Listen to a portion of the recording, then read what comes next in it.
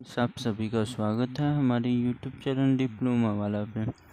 तो दोस्तों आज हम लोग पढ़ने वाले हैं इलेक्ट्रिक सर्किट मशीन का लेक्चर नंबर 5, जिसमें कि आप लोग को दिया गया है टॉपिक करंट के बारे में। तो करंट होता क्या है, करंट का डिफिनीशन क्या होता है।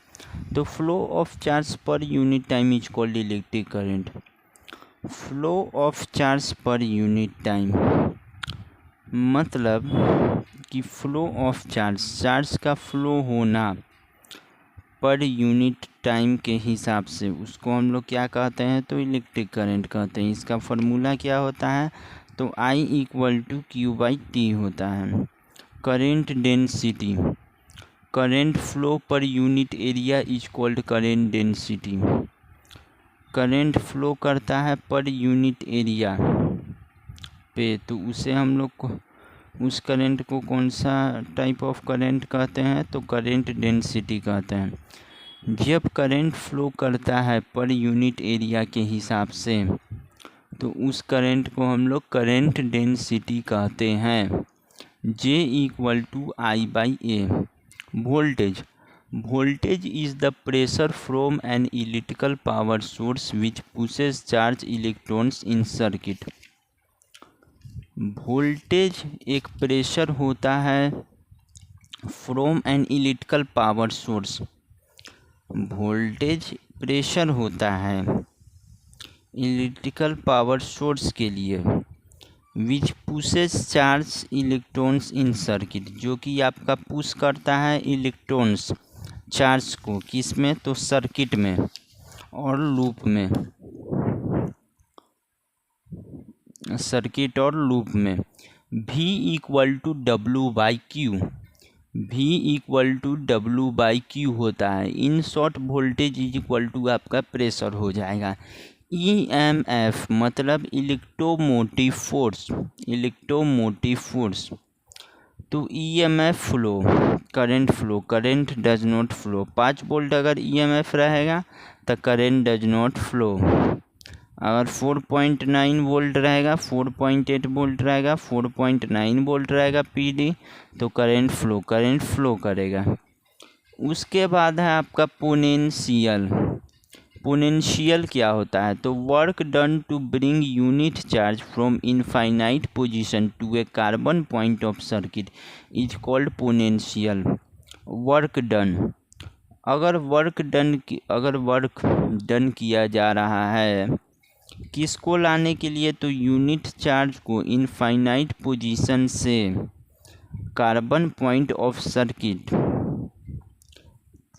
ले आने तक, अगर वर्क डन किया जा रहा है, वर्क डन किया जा रहा है यूनिट चार्ज को इनफाइनाइट पोजीशन से कार्बन पॉइंट ऑफ सर्किट तक ले आने तक अगर वर्क डन किया जा रहा है, तो उस टाइप ऑफ सर्किट को हम लोग पोटेंशियल कहते हैं। उसके बाद है आपका VAB equal to VA minus BB मतलब potential difference. If VA equal to VB, अगर VA इक्वल टू VB होगा तो VAB इक्वल टू 0 होगा। So charge do not flow, तब चार्ज आपका फ्लो नहीं करेगा। Electric field intensity, electric field intensity क्या होता है, तो voltage developed per unit length is called electric field intensity. मतलब वोल्टेज डेवलप्ड करता है पर यूनिट लेंथ के हिसाब से, तो उसको हम लोग क्या कहेंगे, तो इलेक्ट्रिक फील्ड इंटेंसिटी कहेंगे।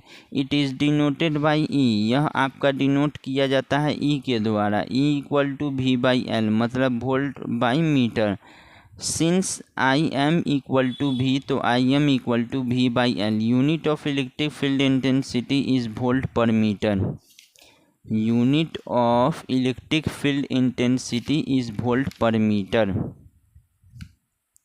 उसके बाद है आपका 6 लेक्चर में, तो 6 लेक्चर में आपका क्या दिया हुआ है, ओम्स लॉ। तो ओम्स लॉ क्या होता है, तो at constant temperature and pressure current density is a circuit is directly proportion to electric field intensity. Constant temperature और प्रेशर पर जो करंट डेंसिटी होता है एक सर्किट में, अगर वह डायरेक्टली प्रोपोर्शन है इलेक्ट्रिक फील्ड इंटेंसिटी को, तब हम उस टाइप ऑफ करंट को ओम्स लॉ के अकॉर्डिंग कैलकुलेशन करते हैं। ओम्स लॉ क्या कहता है कि अगर eight constant temperature and pressure, constant temperature और प्रेशर पर अगर जो करंट डेंसिटी है एक सर्किट में, वह आपका डायरेक्टली प्रोपोर्शन होना चाहिए इलेक्ट्रिक फील्ड इंटेंसिटी में।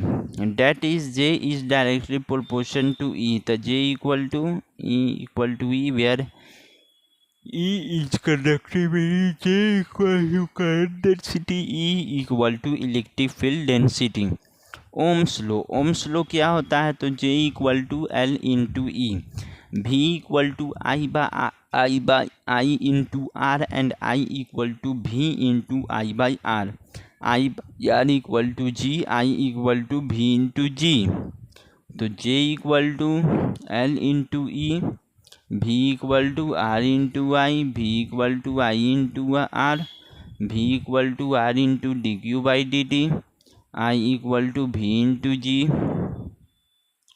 तो थैंक यू दोस्तों, मिलते हैं हम लोग अगले वीडियो में। उसमें हम लोग पढ़ेंगे ECM में आपका नेटवर्क क्या होता है। तो नेटवर्क में दोस्तों हम लोग पढ़ेंगे कि कितने types of, on the basis of energy के बेसिस पे आपके कितने टाइप्स के एलिमेंट्स होते हैं, यही सब हम लोग पढ़ेंगे। तो थैंक यू दोस्तों, मिलते हैं अगले वीडियो में जिसमें हम लोग नेटवर्क और उसके टाइप्स के बारे में पढ़ेंगे।